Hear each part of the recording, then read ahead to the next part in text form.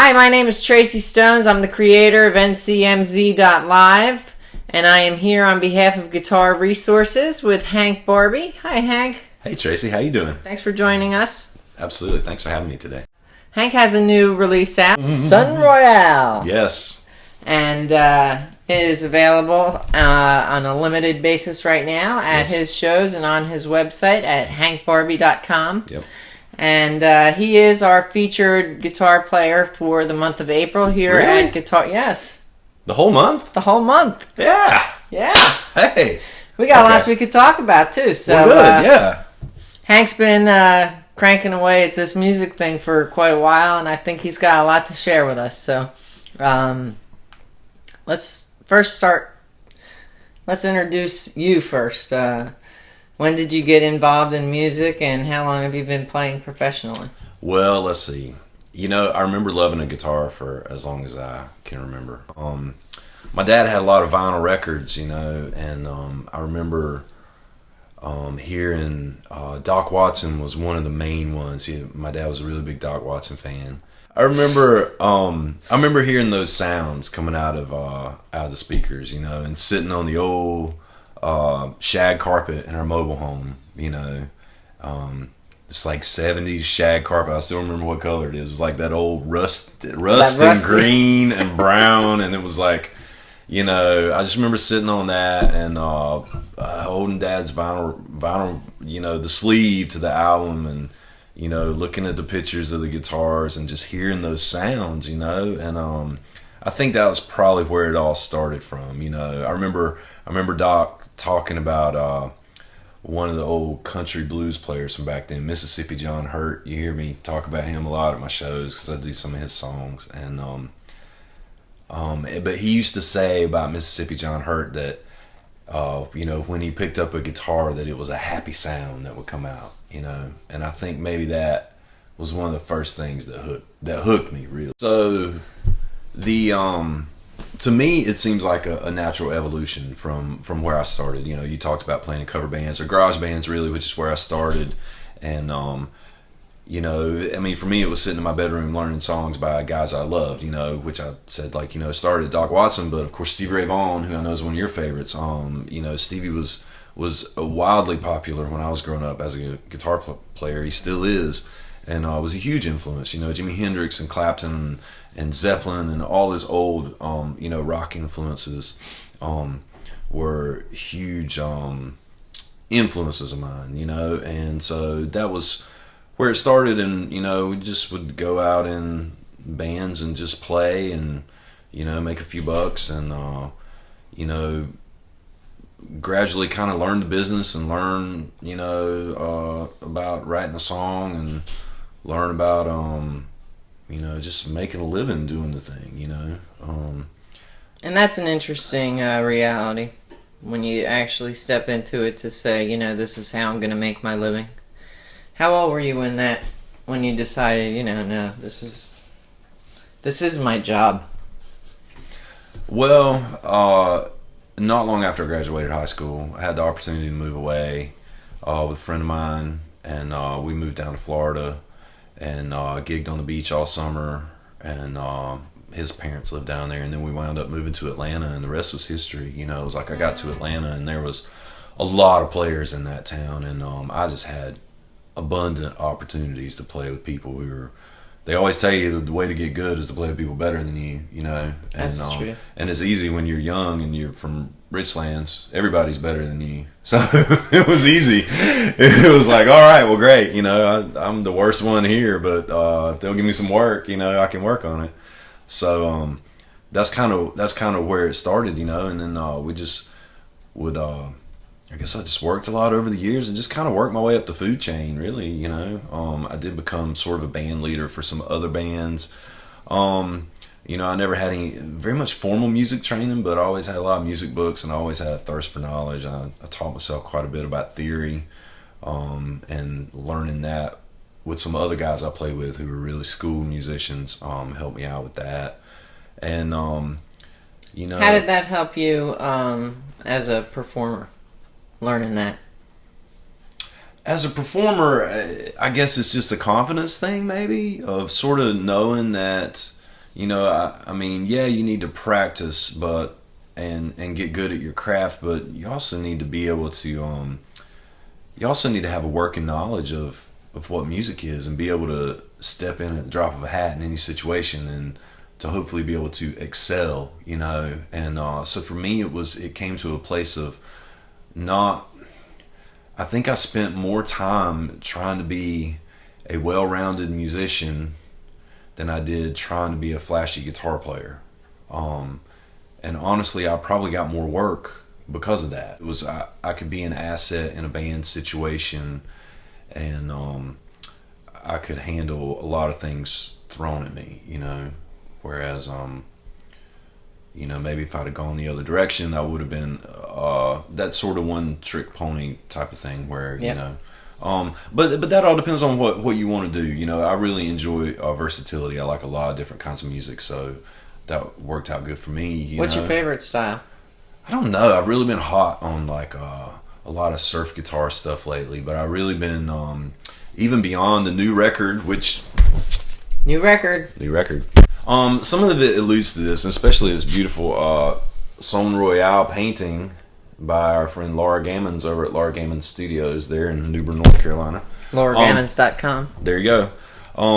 That beautiful painting alludes to a lot of where the music's kind of going. You know, since I moved back from Atlanta and been back here on the coast and just been coastal, it's just absorbing your surroundings. You know, this is where I grew up, and it's really been great to be back here. You know, so it's there's been some interesting musical evolution going on between some beachy vibes and some surf guitar vibes and crazy, like, I don't know, gypsy jazz and some crazy, you know, Ghost Riders in the Sky kind of country music like that I love too. You know, I don't know. It's a lot of strange influences with this guy here. He's weird. Well, that's good.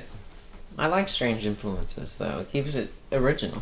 I guess, you know, you asked me about the evolution of getting to that place of, you know, being a garage rocker to being a solo, you know, singer-songwriter. And it was, it seemed natural to me because I just kept feeling like I was kind of outgrowing where I was, you know. And I took a break about 8 years ago for a while and just got out of the music business completely. I was really going through a lot of difficult life changes.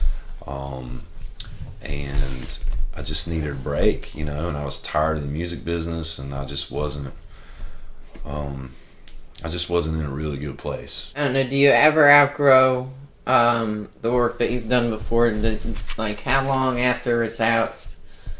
You know, we had this one a couple of years ago that pretty much started everybody in motion, and that's available on the website as well, by the way.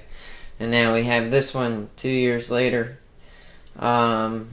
And it's a process to record and actually put out the work. Yeah.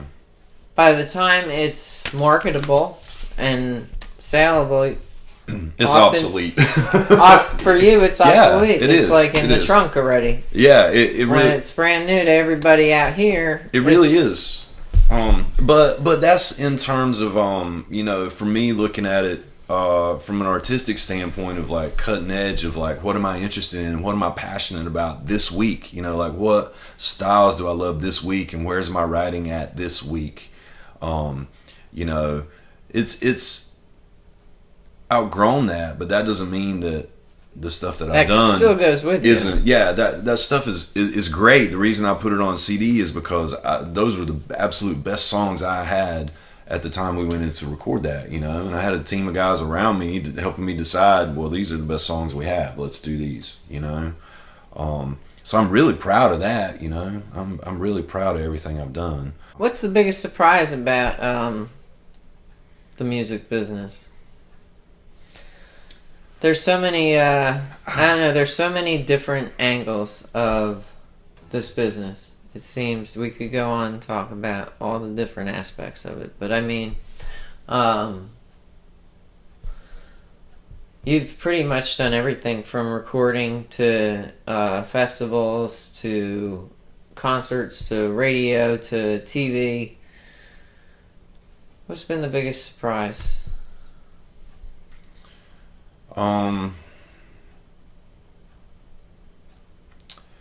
how slow the evolution of developing, being able to embrace yourself and accept yourself right where you are, and to just be willing to grow at whatever pace that is, because the pace is constantly changing. Sometimes you go through periods of rapid growth for a period of time, and then other times you're convinced that you're stagnant and that you'll never do anything worthwhile ever again, even if it's for 5 minutes or 5 days or whatever, or just a bad week in January when it's cold and icy or whatever. Maybe that's a life thing, maybe that's not just a music thing. Maybe everybody goes through that, those are things I think of driving around the car and when I'm writing, and it's like, I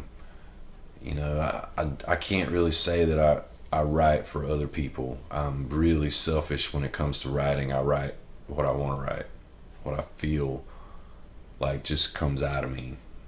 Well, I would think that maybe you get your greatest songs from your own life influence. Yeah, absolutely. But at the same time, people were always buying this album and going, play another one like track number whatever, You need more songs like track number so and so. Everybody's got their opinions. Everybody's got their opinions, and that's fine. It's great. It's awesome to hear that people like your stuff, no matter what it is, or like with the new record and the Groundhog thing. It's like, we want another funny song. That's a lot of pressure. I'm like, I I'm don't not know. I think some of these Twisted songs are funny, but not in a ha-ha way, But that's from the guy that wrote them, though. Also, the beautiful thing about a song is that it means, you hear that song and it means what it means. Interpretation is everything. It means what it means to you, and it doesn't. Sometimes people ask you, what did you write that song about? And it's almost like you don't want to tell them, because it's like, it might blow away. It was. Yeah. I almost want you to apply it where it applies. Yeah, absolutely. It's like, what does it mean to you? And and still in my life, I'll be riding down the road and some Bob Seger song will come on and I'll hear it and I'm like, what an incredible song. And I've heard it a million times and it never resonated with me and I never liked it until right now. I feel like I grow into like a place of where that song now applies to me, or you know what I'm saying? Yep. Absolutely. And that happens all the time. There's so many great songs in the world. So, I think maybe honesty in writing is where it's at. You just gotta be genuine. Today I wasn't sure. You told me to bring a guitar today, so I brought my Martin. It's a 19. No, not a 19. It's a 2008 Martin HD 28V. And I'm lucky to have this guy. I paid way too much for it back in 2008, but is worth every penny. Sounds great, plays great, and I don't take it out to a lot of gigs, not for any reason except for mostly I'm an electric guitar player at my gigs, But what can you play on it? Every now and then I can play some old Doc Watson kind of licks, No way, let's see. Some of that old stuff like I grew up playing, like I was telling you about,